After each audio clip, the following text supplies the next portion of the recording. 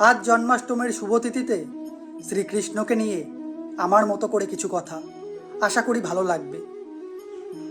দুঃখ শুরু ছিল কৃষ্ণের জন্মের আগে থেকেই, মৃত্যু অপেক্ষা করছিল তার জন্মের আগে থেকেই। মামা ভাগ্নের সম্পর্ক হয় মিষ্টি মধুর আনন্দের। সেই কৃষ্ণের মৃত্যু অপেক্ষা করছিল মামা কংসের হাতেই। জন্ম হয়েছিল তার কারাগারে, বাবা মায়ের মুখটাও সে দেখেনি, এতটাই দুর্ভাগা। 6 সন্তানের মৃত্যু চোখের সামনে দেখে কষ্ট চেপে বুকে জন্মদাত্রী মা কৃষ্ণের প্রাণ বাঁচাতে নিজের থেকে দূরে পাঠালো। এই গল্পের সে ভগবান, সর্বক্ষমতার অধিকারী, তবুও সে কষ্টে জীবনযাপন শুরু করেছে জন্ম থেকেই। কর্তব্য পালন ছিল তার জীবনের শুরু থেকেই, যেটা আমরা পালন করি বাবা মায়ের কাছে আনন্দের শৈশব কাটানোর পর যৌবনকালে।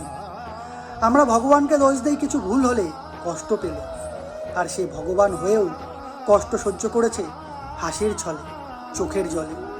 আমরা কষ্ট হলে কাঁদতে পারি, কিন্তু সে তো ভগবান, কাঁদতেও পারেনি প্রাণ খুলে। কথাই তো ছিল সে সব কিছু, সেই রাজা, সেই রাজধর্ম। তবুও তার দুঃখের সীমা ছিল না যে। খেলাধুলার বয়সেও তার উপরে অনেক দায়িত্ব ছিল। তার বাবা মাকে ছাড়াতে হবে, মামা কংসের থেকে বদলা নিতে হবে 6 ভাইয়ের মৃত্যুর। ধর্ম বা কর্ম যে কারণেই হোক, বৃন্দাবনও তাকে ছাড়তে হয়েছিল। প্রাণের থেকে প্রিয় রাধাকেও তার এত ভালোবাসার পর হারাতে হয়েছিল। আর আমরা প্রেমে একটু কষ্ট পেলে ভেঙে পড়ি, প্রেমের নিন্দা করি, প্রেমিকার নিন্দা করি জেনে শুনে। আর সে রাধাকে না পেয়েও রাধার হয়ে থেকে গেছে মনে প্রাণে। সময়ের সাথে তাকে পাশি ছেড়ে সুদর্শন চক্র হাতে নিতে হয়েছে। প্রেমের ভাষা ত্যাগ করে যুদ্ধেও তাকে নামতে হয়েছে। ধর্ম বাঁচানোর জন্য সে হস্তিনাপুর চলে যায়। এক সময় যে মাখন চুরি করত, তাকে আবার ছলচাতুরিও করতে হয়। সবার ভালো চেয়ে, সবার ভালো করে ধর্ম বাঁচানোর জন্য লড়াই করে শেষে তাকে অপবাদও মাথা পেতে নিতে হয়। ভালো খারাপ মিলেই জীবন, আমরা সেটা ভুলে যাই। সে ভগবান হয়েও নাম পায়নি, আর আমরা নামের জন্য লড়াই করে যাই। মা গান্ধারীর অভিশাপে তার দ্বারকা নগরী ডুবে গেছে। তার বাসীও তার জীবন থেকে হারিয়ে গেছে, প্রেমিকাও দূরে গেছে। জন্মের পর বাবা মার থেকে দূরে গেছে। দায়িত্ব, কর্তব্য, ধর্ম রক্ষা করেও সে অভিশাপ কুড়িয়েছে। সবার ভালো করেও সে সবার কাছে খারাপ হয়েছে। ভগবান হয়েও এত কিছু সহ্য করেছে, আর আমরা সামান্য মানুষ হয়েও অল্প কষ্টেই ভেঙে পড়ি, ভগবানকেই দোষারোপ করি। কি দেখেনি সে জীবনে?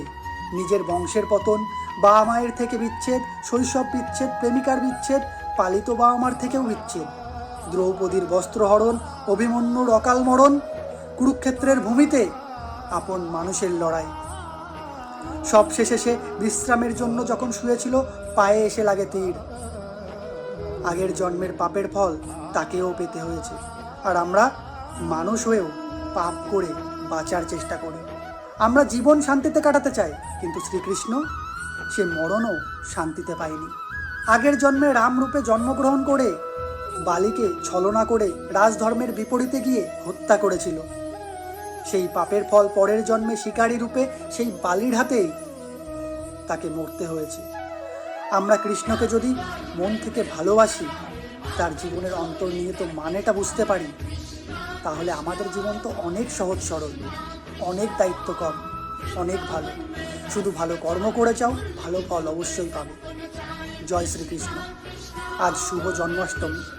সকলকে জানাই অনেক অনেক শুভেচ্ছা আর ভালোবাসা। আমি খুব ভালো লিখতে পারি না, তাই আমার মতন করে লিখলাম, বললাম।